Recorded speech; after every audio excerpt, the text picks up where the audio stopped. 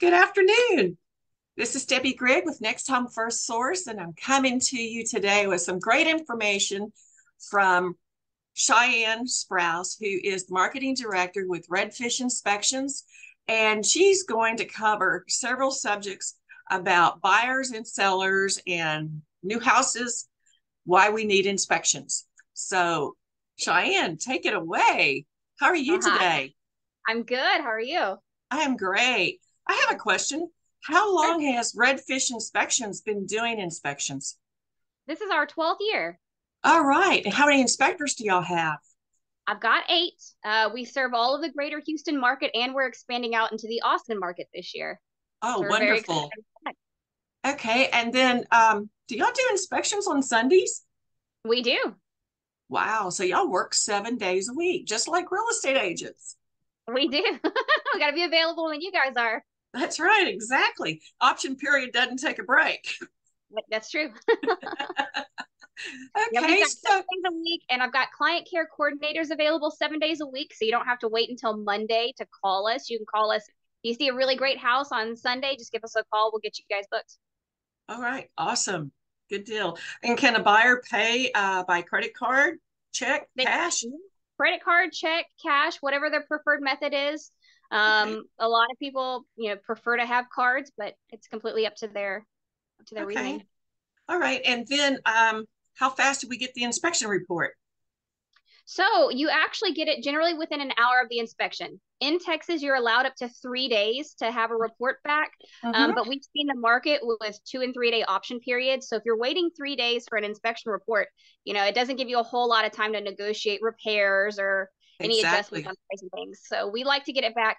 We do invite the buyer to come to the end of the inspection if they'd like. Mm-hmm. We'll go over the report with them. So anything that's considered costly or hazardous, the two, kind of key points that they want to look for with their inspection, we'll go over that with them at the inspection or via phone call right after. Okay. And then the pricing, it's affordable. Y'all even do termite inspections, correct? Yes, yeah, we do. We have all in-house termite inspectors, so you don't have to outsource that. We average about 550 on a 2,000 square foot home. So things that will affect your price when you're price shopping are going to be the age and the size of the property, the type of foundation. So if it's pier and beam versus a slab, and then the location. Okay, great. Okay, so tools and services. What type of tools do y'all use? Awesome. So let me tell you this, when you're out shopping for inspectors, no two inspection companies are the same, right? Luckily, in Texas, your inspectors do have to be licensed. There are some Mhm. states where they don't have to be. They can just start a company and say, I'm a home inspector. But again, in Texas, there is a state licensing board. So there's a minimum set of standards. And then beyond that, it's up to each inspection company on what kinds of tools and services they want to offer. So for us, we want to make sure you're getting a really thorough inspection. We bring in a lot of tools from outside industries. So we bring in plumbing company tools, foundation company tools, so that you're not having to try to get all of these different tradesmen in. They start charging you per. So we want to try to incorporate as much as we can in that. So we use a zip level, which will measure your foundation for you. So it'll tell you at the time if that foundation is, nice and even and operating as it should, or if there's any movement in there so we can know. If it's really good right now, and then say we have a hurricane that comes through and changes the grading of the yard, but maybe the house doesn't Mhm. flood, but just that little change in the grading starts to affect your foundation, we can come back out and use that same tool to remeasure it, see if there's any Mhm. difference. It'll help you with your insurance claims. And Okay. then with the plumbing company, we bring in it's a camera that we put down into the main clean out. So it's great in this area because Houston, they like to put a lot of trees in the yard. You have these beautiful neighborhoods with these big oak trees in the yard. And as pretty as they look, they really like to chase after water, and water comes through your plumbing pipes. So we do tend to see a lot of these homes nearby us that have root intrusion. So we like to use that camera to see if there's any root issues or the type of plumbing fixtures and things that they're using. Okay. And then you can also check the sewer line. Yeah, we can. So what we do is that same camera, it runs from the clean out to the house. So that's your main line that supports all of your other faucets and things in the home. Okay. So, Houston's really eclectic, and as people are building homes, they learn what materials are good and what are bad. So Uh-huh. tend to have things like cast iron or concrete with the pipes. They were affordable at the time, but they tend to have some failure. So we can identify those. Maybe the house has been through a flip and they flipped all of the pipe inside to newer materials, but then your main clean out is that older one. It'd be Right. nice to know that you may have to budget for fixing that as well. Well, I've sold some houses that there's no clean out Oh yeah, yeah. still. Sometimes they bury them and they're in there somewhere. Sometimes they're buried in the yard, or maybe they're on a well and people just don't know. So it's Hmm. really interesting. We've had to dig up a couple before. Okay, great. And then when you do the structural part, if you see that it's been a prior foundation, uh, you recommend that we get the warranty from the foundation company that did the repairs, correct? Yeah, You it's note that in the so report? Yeah, so when you're shopping around, especially if you're a new buyer and you start to see the evidence of foundation repair, it's not a red flag to turn away from that home. A lot of the times, if they use a licensed or a company that's a really legitimate company and they put in those piers, it's like having a brand new foundation. And they do have those warranties that carry over. So if there is some movement, they're obligated to come back out and fix that for you. So we Okay. don't we don't ever want to have you shy away from a property, but we do want you to be mindful and educated on it. Okay. And how do you test and check a roof? So, okay. In Texas, it's not required that you walk on a roof, which is surprising, because we are so hurricane prone and things. So we tend to walk about 98% of the roofs. If for some reason we can't walk it, then we use an inspection pole with a camera on the end. So they're able to get up there and still see if there's any lifting of the shingles or, any damage to them, things like that. But Or generally, loss walk of on. granules, Yeah, granule loss. nail pops, Surprisingly, there's a lot of companies now that will come out and they'll spray paint your roof, which will make it look prettier, but you don't really know if it's still oh, functioning as well. So don't fall for that one. oh. Yes, I have a story about a roof on a flip, and the Yeah. contractor power washed the roof. Oh, yeah, no, that's Oh, bad. guess what happened? He ended up having to put a brand new roof on that house. He I washed the bet. granules right off. So don't ever power wash a roof. That's Yep, that's a bad bad, idea. bad, very bad. Okay, so it's not really a cosmetic inspection. Y'all dig deep. Y'all look in the walls, right? We do. So we actually use thermal cameras. Again, when you are going around and you're shopping for inspectors, ask them what tools and services they use and how they charge for those. So not all inspection companies use thermal cameras. A lot of those that do, they will charge you per space. So every sink that you would like scanned, every wall that you would like scanned, and that adds up pretty quick. For Mhm. us, we've structured our inspections because we want you to know that there are things that happen in the atypical places, right? So we scan every wall, every cabinet, floors, ceiling, and everything with thermal. We don't charge anything extra for it, but it makes it to where we can see things like missing insulation or rodent activity in the walls or water leaks that, they Uh-huh. haven't out on the drywall yet, but it's in there. So Uh-huh. hopefully you can get it fixed a little sooner and a little less costly than once it does bust through the ceiling. Okay. And then on electrical, I'm sure you've got some stories about that. You have I call it Mr. Gadget. He's got the electrical tools that he can check all the outlets with and the breaker box. And that's Oh yeah. very scary to me. Oh, Uh, I don't want to play with electricity. And it's funny because, again, in Texas, they don't require that you pull the dead front off the panel. And we have a lot of really cool old homes, but we have such a higher demand now for electricity than we did even 10 or 15 years ago. So they may have put in pretty flooring and pretty paint, but did they update those breakers and all to support the low demand? And mhm. a lot of the times it's no. And even on new construction, sometimes we see things where they're not wired correctly, or it should be a GFCI because it's close to a bathroom or a water source, and it's Mhm. not. So we want to prevent anything it's gonna cause a fire hazard or a safety hazard. But Right. yeah, we see all kinds of things. Oh, I know. I've seen fried bugs inside, lizards inside the breaker box. And Yeah, I've lizards. actually, I've seen knob and tube breakers.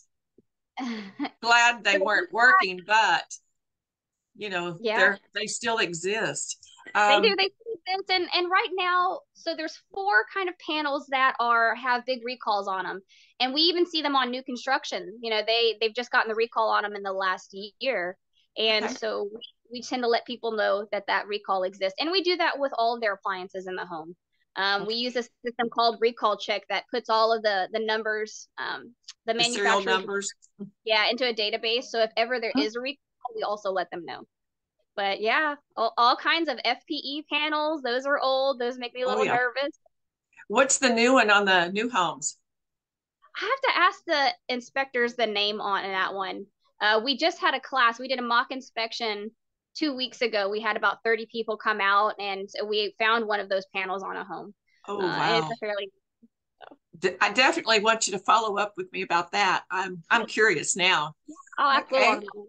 So it's not really a cosmetic inspection.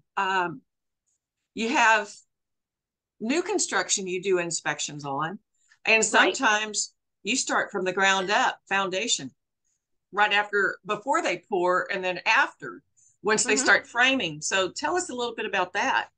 Sure. So those are considered your phase inspections. So we have what's called a pre-pour, which means that we go out and we look at the lot as a whole. So we want to make sure that that lot is designed to where water is going to travel away from the home. Generally, at that point, they have the forms and the rebar up for your foundation, for your future foundation, but they haven't poured it yet. So typically about a day or two before they get ready to pour that foundation, we just want to make sure that they've got all that network laid out correctly and all, so that when they do pour it, it'll settle nice and all. Then we come back out again at your framing. So that means before your drywall goes up. So we look at your rough ends for your electrical and your plumbing, make sure that those are all good and good places. And then we can come out again once your drywall is up. So your final. So they get their drywall up. They have all of your appliances in. They have your utilities turned on so that we can test the water and the electricity and things. And the Things heater. and the heater. Yeah, we're gonna need Yes. that now. I Um, closed one last year, and guess what? The heater was being installed on closing day. Oh yeah, yeah. I mean, that was When to the wire, but we it made it. really is. So when you're kind of managing expectations, we really pride ourselves on being very communicative with all parties. So we're Mm-hmm. talking to that builder, manager, instructor. We're talking to a seller's agent if there is one. We're talking to your buyer and your buyer's agent. So everybody knows we're all on the same page.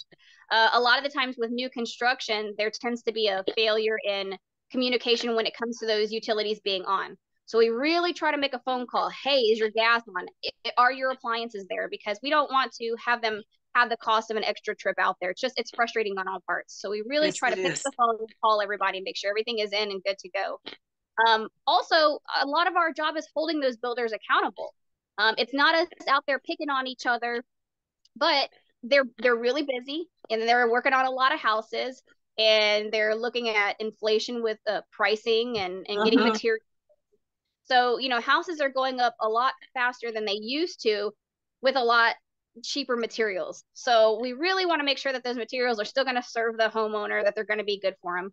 Um, and two, so in new construction, you have to think there's three different inspectors that you're going to deal with on new construction versus buying. So if you're just buying an established home, you're just generally going to deal with one home inspector, correct? Mm-hmm. But on new construction, you're going to have the construction inspector. So he's going to advocate for the builder.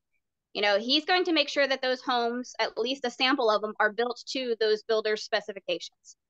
Then you'll deal with your city code inspector, which those change from city to city on what they require. And Right. then you'll have your third party home inspector. So there's kind of three of them, and they all look for different things.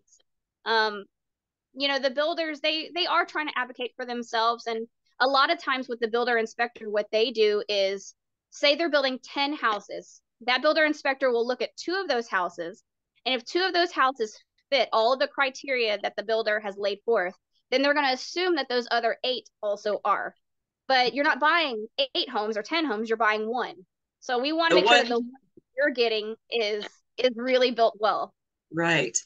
Well, I know that I've bought a new home before, and first time I ran the bath water upstairs, the flood came down through the air conditioner vent in the hallway onto the floor because the Yeah. plumbing wasn't lined up. And did I do a home inspection? No, it was unheard of. That was 20 some odd years ago. And we didn't push for home inspections for new construction, which I'm an advocate for now, of course. Always, yeah. I mean, So and I'll tell you two stories on ours. When we were moving into ours, we actually used it as a training experience for our whole team. So we brought all of the guys in. And the builder, he said, this house is perfect. I build it as if I'm going to live in it. He was a private builder. Um, so, we had one guy inside running thermal on my master tub, and he's already seen kind of an anomaly happen with something behind the tub. And then we had another inspector come in from outside. He goes, turn the water off. It's pouring out of your foundation. oh And it no.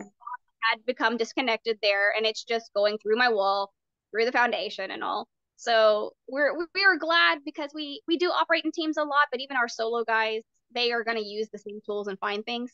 But so we had that, and we also found termites on our new construction, which he just could not believe that there were termites. And I said, look, they're here. We are licensed termite inspectors. There's a big tree that was within 6 feet of the house. And if you're familiar with new construction now, you're not even supposed to have a tree within like 20 feet of the house. So there were things that the city code inspector didn't write up. So he didn't address it, didn't move the tree, didn't take the tree down. And we fought termites forever. I did make the builder buy us a termite warranty, which cost him $400. But in the end, termites did about $20,000 worth of damage in the first year that we were there. But because we had that warranty, the termite company had to pay for it. So they cut me a check. We fixed all the things. We got rid of the termites, and that was it. So new construction, established homes, all of them, just go ahead, spend a little bit of money, invest in it, because it's really going to save you quite a bit of frustration and hopefully some repair costs down the line. True. And everybody thinks, oh, I'm not going to get termites, but they swarm and they just go from neighborhood to neighborhood. And then when they're traveling and tunneling underground, your neighbor can do a treatment, and the next thing you know, they're moving in at your house. Oh And yeah, they're looking for the next. they're going to the next place to eat and chow down. And especially in old houses, and you can see the damage on the rafters up in the attic. I've seen that. So it's worth it to get an inspection. And no matter what the cost is, please don't cut corners, because it is the most expensive item that you're going to purchase in a lifetime. And if you can't spend $550, you don't need to purchase a house. That's my theory, and well, I and you say that. think when you bring in all these different people, so if you bring in a plumber and you bring in an electrician and you bring in a roofer and you bring in a foundation guy, you've already spent more than the $500 or $600 you'd spend with us. And again, they want to sell you a roof. They want to sell you some electrical updates and things of that nature. We are very third party, non-biased. So we're just going to let you know back to what it is and what you should consider. If it's something that needs to be addressed sooner than later, or you need to be mindful and budget for it, or it's really not a big deal. So, and then of course it's always a relative they're going to bring in. Oh yeah. Yeah, we've seen a lot of relatives that my uncle helped me fix something and it was a real questionable fix. We actually found on a home that the garbage disposal had gone out, so their fix for it was to put a blender down there. So they had a blender at the bottom of their sink that was their garbage disposal. Wow. Yeah. Okay. So now the builders, they give warranties, right? The builders too. Yeah. So if we find something generally within that, you're having a home built and we find something, they are more apt to go ahead and fix it because they are under contract with you and you sign this contract that this home is supposed to be X, Y, and Z. And if all of a sudden it's not, they're going to try to fix that for you. They also offer, generally a 1-year warranty and 11-month warranty. So that's when we would come back out and do another inspection for you and just see if everything's holding up like it had, different things in the homes, different appliances will have different warranty times and all on it. But let's look at that 11-month warranty, see how things are. And if you need to take it to the builder, you've got a new report and they're still obligated to fix those things for you. Okay. Is there an expense for that follow-up? It is. It's like doing a whole new inspection. So we're going to come in and be just as thorough as we were the first time. Okay. All right. That's good. So I think, there's other parts of inspections. It's not just for buyers. We can do seller inspections, correct? You Pre-marketing inspections. Yeah, a pre-listing inspection. And right now is a great time for that because we've got sellers are in a place where homes are sitting on the market a little bit longer than they were a few months ago or a year ago. So if you Mm-hmm. do that pre-listing inspection, that lets you know, hey, these are the things that I can go ahead and address now that I can make this house look more appealing to a buyer. Or you can say, hey, you know what? I'm not going to fix that. I know it's there. Buyer, buy at your own risk. So Mm-hmm. we do have some that are doing those pre-listing inspections just to be more, I don't even know the good word for that. Just Well, to be a little bit prepared. it's better to do instead of slapping lipstick on a pig. That's my Right. theory. And Yep. sometimes they just want to slap lipstick on a pig and say, "Oh, we've got this fresh paint and this new carpet. We have new light fixtures." Okay, well, there's more to it. Yeah, there's a lot more to Yeah. it. Those are things normally when a buyer is going to move in, they're going to put their own spin on it, and they'll do their own painting and their own style. But really, if you can address something like a foundation issue or a roof, even a lot of loans, your VA and FHA loans, they want you to have a longer life span on the roof than 5 years or so. No, So the if you can, insurance company, the and insurance the company insurance, wants that. yeah. Okay. Yeah. Okay. So what's the cost to have a seller inspection done? It's the same thing. So they Same call it, price. yeah, same price. We're going to come in and Okay. just be as thorough. We're not going to cut any corners as far as the things that we look at. Mhm. So, they can have that report and look at it and decide what they want to fix and address. And then they can do those repairs and y'all can come back out and do a re-inspection and sign off on it, Yep, sure right? can. Okay. And the price for the re-inspection? Generally, it's going to depend on what items we look at. So, Okay. re-inspections a lot happen with termite conditions. So if we Mhm. find active termites and they fix the things or they have conducive conditions, it's not Mhm. like coming out and doing the full inspection again. So they kind of Right. pick and choose the things on the report they want to have fixed, and then we base a price off of looking at those specific Okay. items for them. All right. Great. Well, I want to say thank you so much for sharing all these wonderful tips. And hopefully, the buyers and the sellers in today's real estate market of November of 2022, I'm going to put that date out there, where time on the market's a little bit longer than 5 minutes. Yep, yep, And yeah. So it's it's moving. now It's getting it's now shifting. So maybe the sellers will take your tips, and hopefully the buyers will be cautious and do a home inspection as well, and not try to save money on their most important, valuable item that they purchased in a lifetime. So yes, I ma'am. thank you so much. It's been very nice to see you today, and I hope everybody enjoyed our video. Yeah, enjoy it. You guys, please like and follow us on Facebook and all of our social media. If you see this video and you mention having seen it, we'll give you a $50 off coupon. So anytime you see this video, just give us a call. We'll make sure you have a coupon, and we look forward to seeing you on the next inspection. And how can they reach you? They can call us. So 713-568-8184 or Redfish Inspections LLC.com. Okay, and just remembered there's also a home owner's handbook that you Yes, receive we do. when you do your inspections with them. So if you're a first time home buyer,